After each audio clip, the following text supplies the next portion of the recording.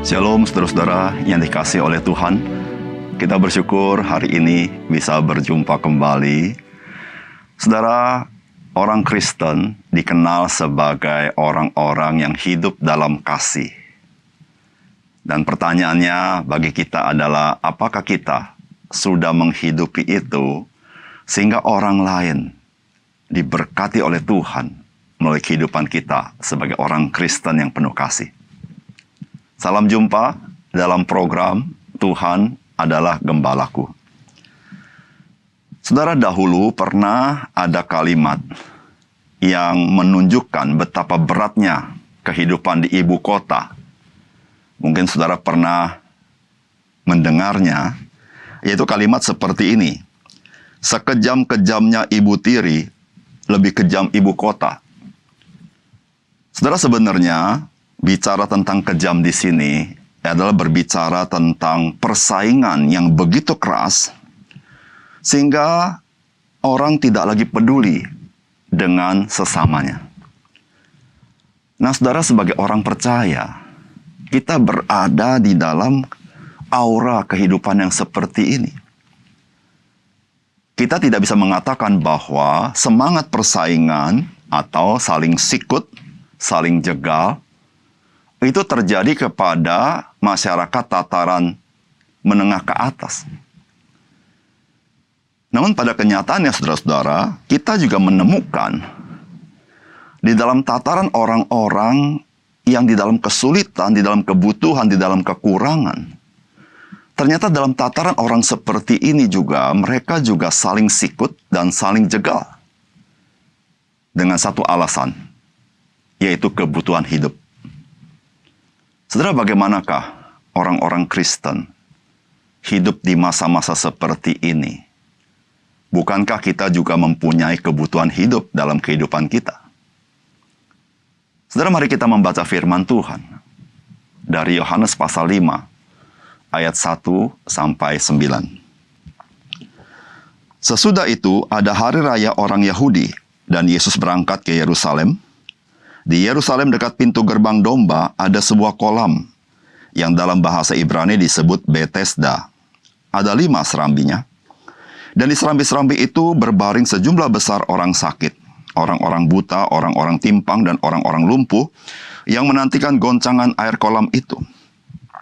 Sebab sewaktu-waktu turun malaikat Tuhan ke kolam itu dan menggoncangkan air itu, barang siapa yang terdahulu masuk ke dalamnya sesudah goncangan air itu menjadi sembuh, apapun juga penyakitnya.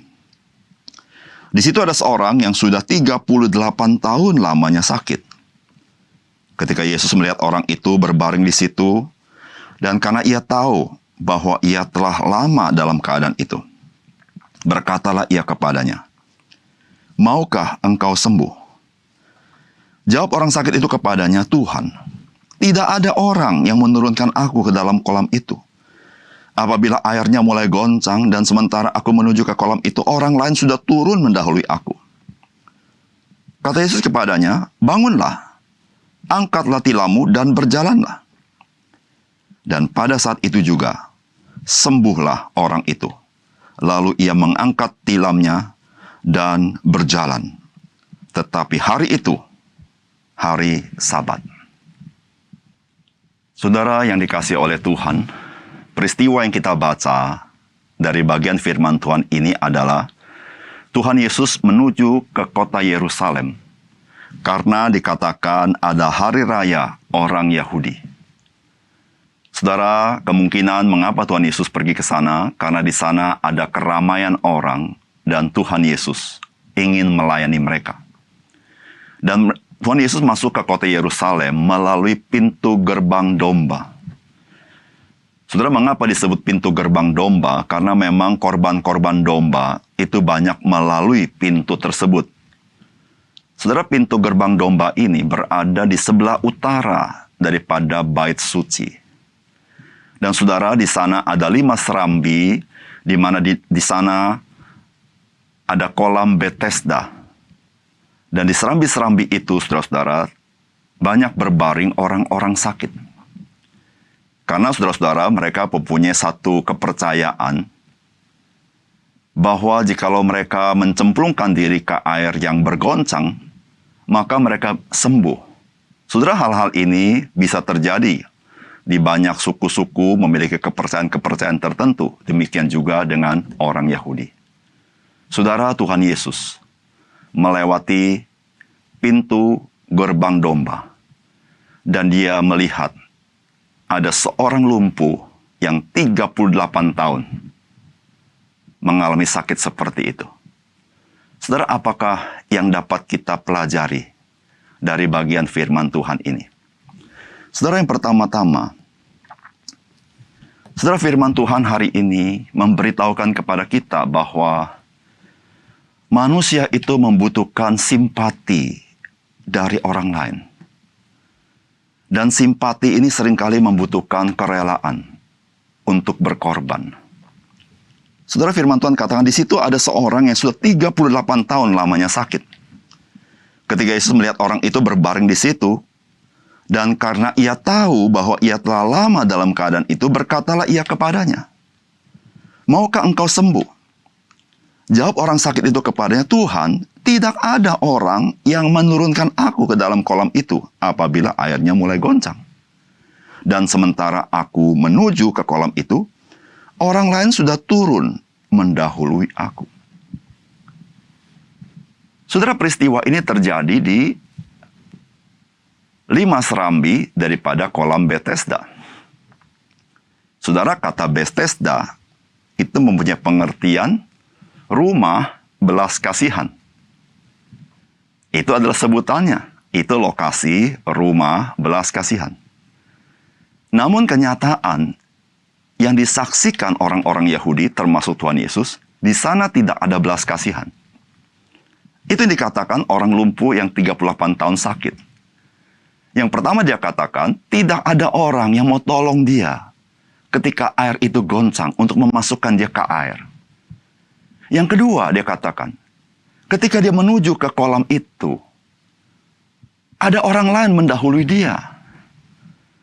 Saudara yang kasih dalam Tuhan, seringkali sebutan tidak menjadi kenyataan. Rumah belas kasihan bukan menjadi rumah belas kasihan, tetapi di situ tidak diketemukan belas kasihan. Tetapi Tuhan Yesus ada di sana.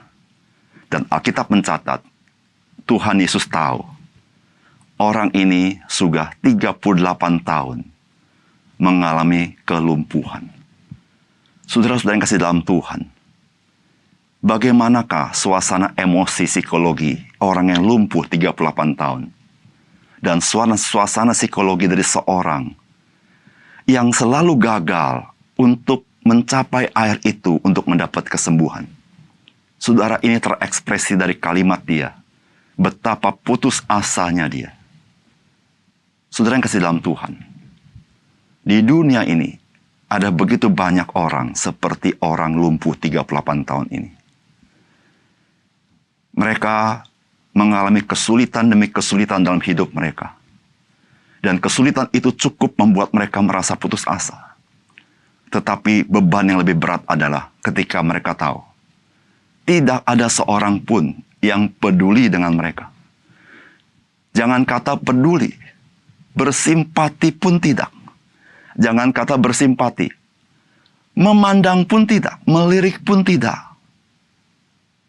Saudara yang kasih dalam Tuhan, ada sebuah panggilan yang Tuhan berikan kepada kita, yaitu hukum kasih. Kasihilah sesamamu manusia seperti dirimu sendiri. Bahkan Yesus Kristus berkata, kasihilah sesamamu manusia seperti aku telah mengasihi kamu. Saudara yang kasih dalam Tuhan, penderitaan, kesulitan, masalah yang dihadapi di dunia ini oleh manusia-manusia yang perlu simpati, merupakan kesempatan bagi orang-orang percaya untuk melayani Tuhan, menyatakan simpati Tuhan kepada orang-orang sekitar kita yang membutuhkan. Saudara, sudahkah kita memiliki hati seperti hati Tuhan Yesus? Alkitab berkata, Yesus tahu orang ini sudah 38 tahun lumpuh. Disitulah Tuhan berkata, maukah engkau sembuh?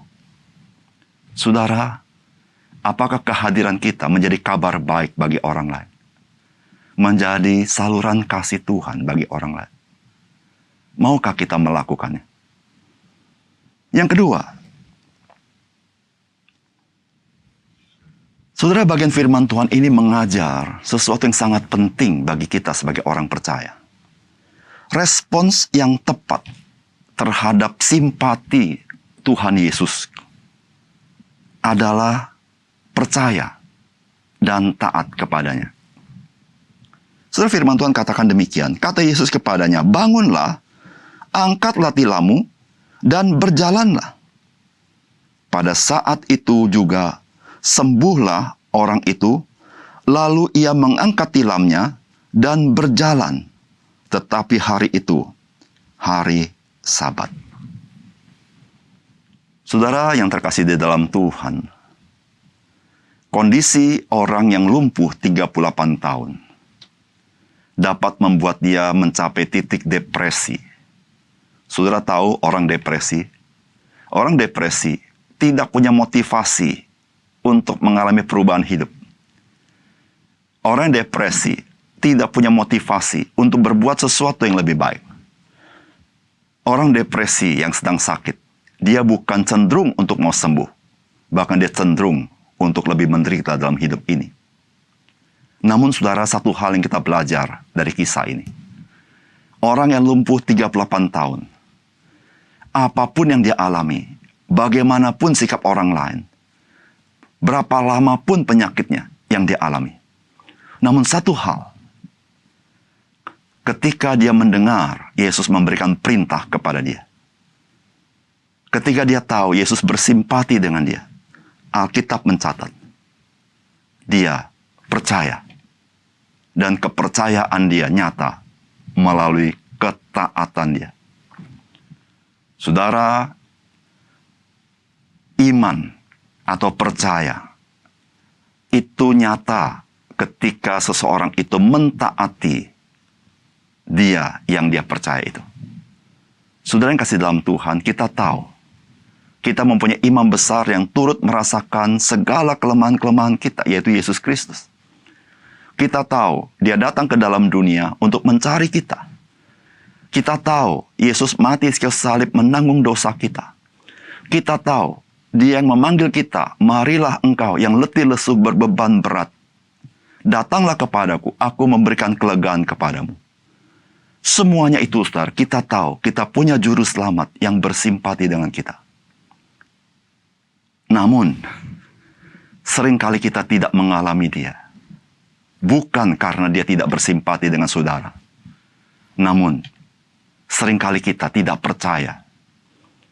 Dan kita tidak mau taat kepada apa yang diperintahkan kepada kita. Sehingga kita tidak mengalami kasih yang begitu besar.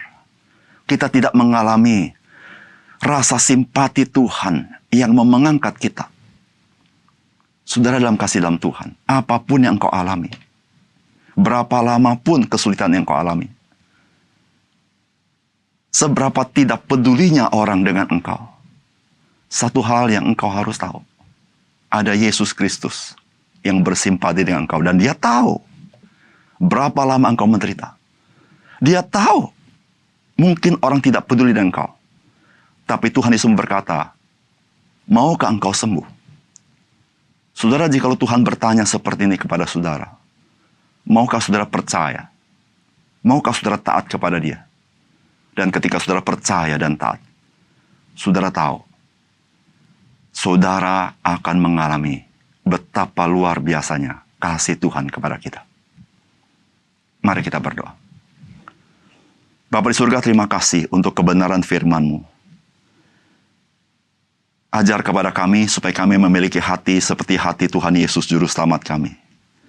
Belajar bersimpati dengan orang. Dan kami tahu ya Tuhan, bersimpati dengan orang lain, kami membutuhkan extra effort, bahkan kerelaan berkorban, mempedulikan orang lain.